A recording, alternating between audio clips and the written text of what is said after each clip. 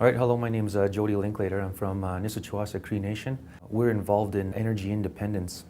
We're looking at building homes that are energy efficient with solar.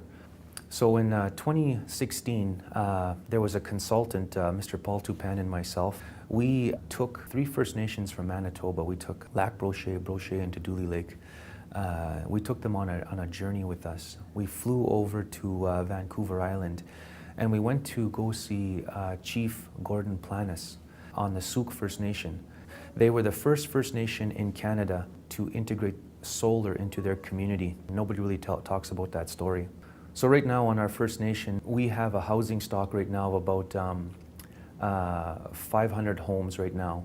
And the average right now for our homes, we pay about $500 a month average, sometimes more for our housing stock. And right now, even though we're partners with Manitoba Hydro, we still have the highest hydro rates. And so we're looking right now to try to alleviate that stress that the First Nation is facing right now. And as an example, when I talked to my leadership, I asked them, how much are you paying right now to keep the lights on in the community? And the answer I got was about $1 million. So $1 million, as an example, is quite expensive because the money that we get for the First Nation, it was not designed to keep the lights on in the community. It was supposed to be used for basic services within the nation. Right now, there is an upward increase with Manitoba Hydro in the area of like 46% over the next 8 years. So I asked our leadership, our stakeholders, can you afford another $500,000 in 8 years to keep the lights on in the community? And the answer was no. So right now the community is having a hard time. They're building infrastructure, but they're having a hard time right now finding ways for the operations and maintenance, and that's not really funded by Indigenous Services Canada.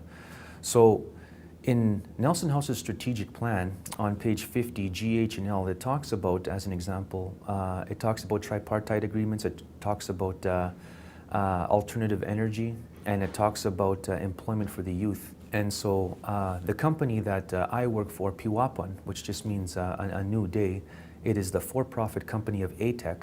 ATEC means the Atoskiwan Training and Employment Center of Excellence. They're the not-for-profit company, our parent company, and they do the education and we do the training. So as an example, we have an intake process, and in that intake process, we did an assessment on the First Nation where we took 545 individuals from the ages of 18 to 36. We put them through our intake process. And what we found is that 170 of these students wanted to get into the trades. And so what we did was we had students that were inside our class taking level 1 technical training. So we did an exercise where we did basic cost estimating, and what I told the students at that time, I think there was 11 or 13 of them, I said, look, I'm going to come back in half an hour, and I want to see a number on the board. So I came back, I saw a number, it looked good to me, and I told the students, are you happy with that? They said yes. I submitted that bid, and what happened was a week later, we were awarded to build houses. And I asked the students, I said, how do you feel? I said, not only are you taking your level 1 technical training in 10 months, but now I can hire you, pay you Manitoba apprenticeship rates, and we can build houses, and you're going to get all your hours in that 10 months. So we did that. Now our students have built 6 homes, and they did multiple renovations, and now we're getting into the whole area of energy efficiency. And what's really amazing with our First Nation, as an example, the stat is like, we'll build 10 houses, but in 10 years, as an example, 2 of those houses will burn down, 5 of them will be condemned. It's really hard for us in our First Nation to build homes that last, and there's a gamut of reasons for that. But the overlying cause is probably because Manitoba, as an example, is a depressed province, and there's lots of moisture, and building with traditional softwood lumber is not good in this climate. So we traveled the country and we looked at a bunch of different factories from coast to coast. So we ended up going with a company out of Brandon, which is called Greenstone, and they use these panels called ice panels, which stand for insulated composite envelope. So we brought it back to Nelson House, this technology, and we built an energy efficient fourplex. It was the first of its kind in Manitoba. It has a true R value of 36, and we just completed it just recently.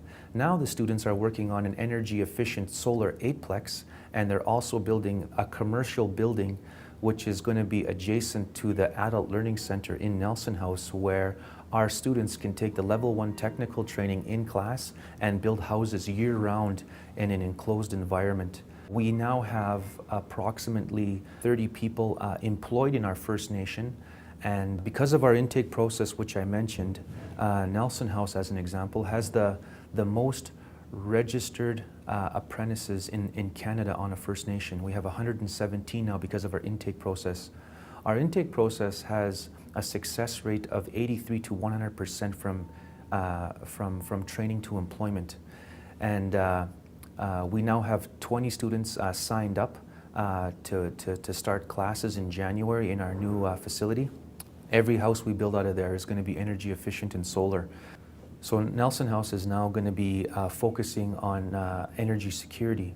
So we have submitted a number of proposals, and the next project right now that the students are going to build, because we're solar certified as installers, we're going to build a 1.4 megawatt solar array. It's going to go on 7 commercial buildings within our First Nation, and I think it's roughly about $3.5 million, and it consists of 4,880 solar panels. So phase 2 of this project is 16 megawatts, and basically what that does for our First Nation is we'll be the first net zero community in Canada. So this initiative right now is being funded by the Global Audience right now, and we have it on a website in the United States called jumpstartenergy.co, and it's called Project 3 Rivers. Basically what it comes down to is we have 170 people interested in the trades, youth between the ages of 18 and 36. Starting in January, we'll have 55 people employed, paying them Manitoba apprenticeship rates. And in that 10-month period, they're going to take their level 1 technical training, and they're going to get their hours building energy-efficient solar homes. If you're interested about energy sovereignty as I am and helping First Nations help themselves, just do me a favor, give me a call. My name's Jody Linklater. You can look at our website, it's called Pewapun.com, or you can contact our First Nation Government's office. Thank you.